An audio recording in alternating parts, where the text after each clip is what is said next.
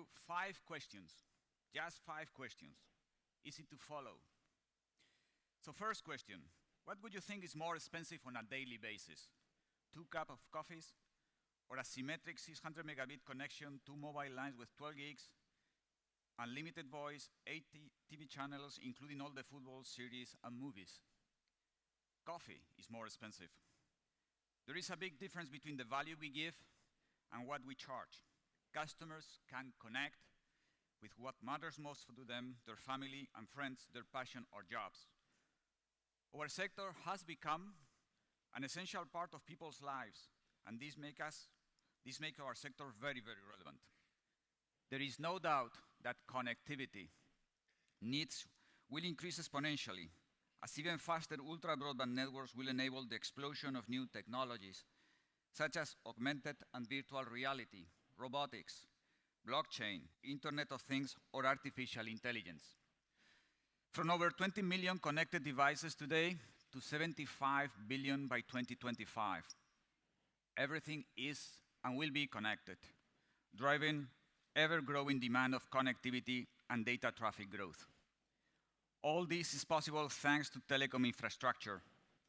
It underpins the digital world. Technology is amazing, but connectivity is awesome.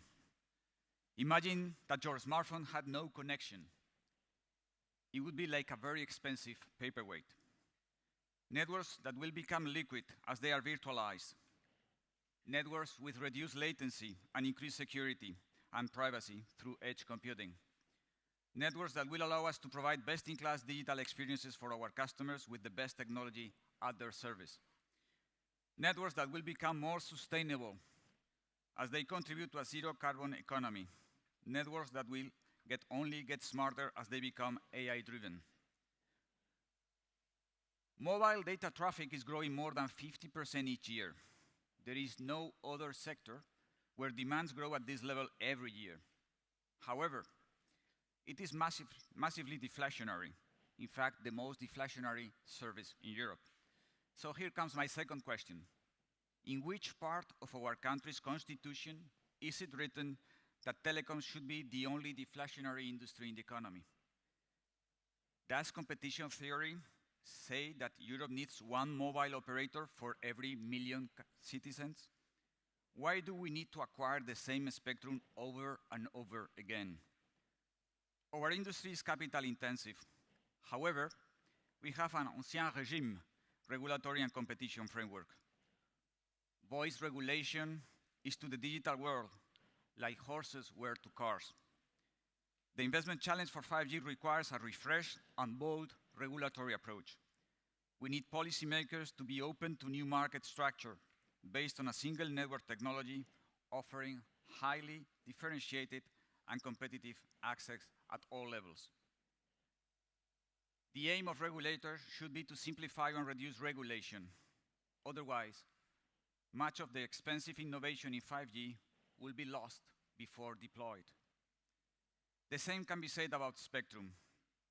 Governments are using 5G auction as short-term cash generators rather than really fostering the digital transformation that societies and economies require. A spectrum needs to be awarded for longer durations. We hope the new Commission and Parliament in the European Union to be elected recently make the creation of a level playing field their #1 priority. We ask for the same rules, same service, same obligation with a pro-investment framework. Let's talk now about data. The size of the global data sphere will amount to over 160 zettabytes in 2025, equivalent to 18 million years of Netflix high-definition video streaming. We are flooded with data. This is the new data economy. It will improve lives in ways we can't yet imagine. Data can be a powerful source for good, taking areas like medicine and transportation to the next level, helping organizations take better decisions and improve quality of life. So here is my third question. What is the nature of data?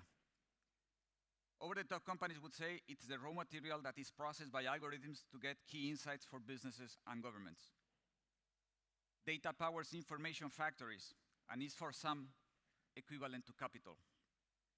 People give it away in return for free services.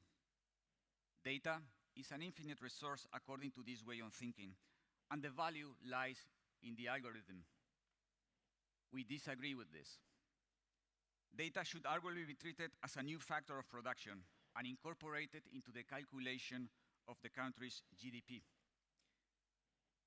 Data is like dignity. It has its own value. It cannot be expropriated. Data is as data. That is our belief. That's why we need a new digital bill of rights that lays down fundamental rights in a digital future for all the citizens. This will require a forward-looking approach that takes carefully into account the user's rights, how their data is used, and whether they are in control of the value exchange for their data. At Telefónica, we want to put customers in control of their data. We believe that the use of data must be secure and transparent, guided by strict values and ethical standards. Last year, we announced that we were working on the definition of a data portability model that would add value to our customers. Now we are bringing this to life with a first set of deliverables of the working group. It sets the foundation for a new proposal of data management as the result of a collaboration with other big European telcos. And we invite you to see in our booth here the first demo we have developed together with Orange. Fourth question. In this brand new world, what does it mean to be a responsible business? It is our collective responsibility to future generations to spread the benefits of intelligent connectivity and make sure that we do not leave anyone behind. Our stakeholders expect our industry to embrace more sustainable and inclusive economic models. We believe in a world that is sustainable. This means creating long-term value for our customers, employees, partners, and shareholders by developing innovative and competitive digital products. It implies doing business in a financially, environmentally, and socially responsible way. And it also means anticipating, adapting to, and creating new business opportunities from changes in our business environment. This is an uncharted territory. The rules are not written yet. The opportunity is amazing. With great opportunities comes great responsibility.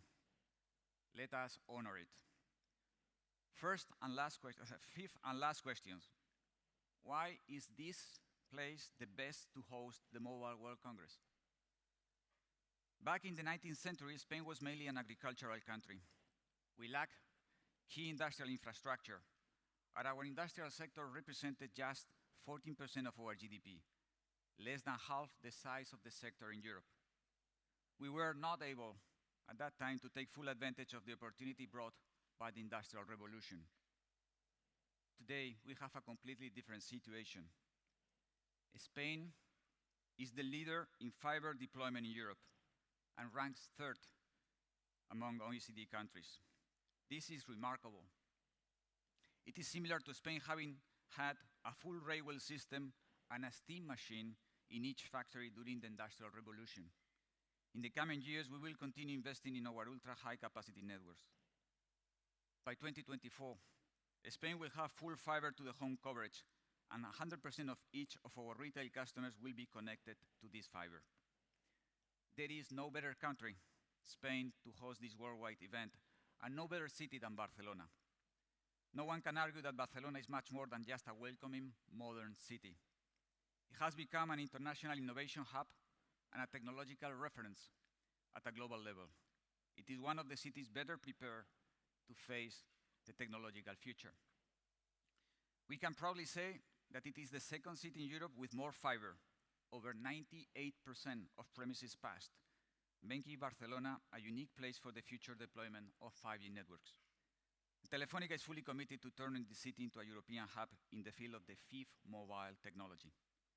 Besides, Barcelona continues to be among the 25 most competitive cities in the world, included in the top 5 of most attractive cities to work abroad and locate a startup in Europe. And talking about competitiveness, on top of all of this, In my opinion, and this is a personal opinion, they have the best football player in the world, Lionel Messi. Even though, in my opinion as well, the best football club on earth is just 6 kilometers southwest.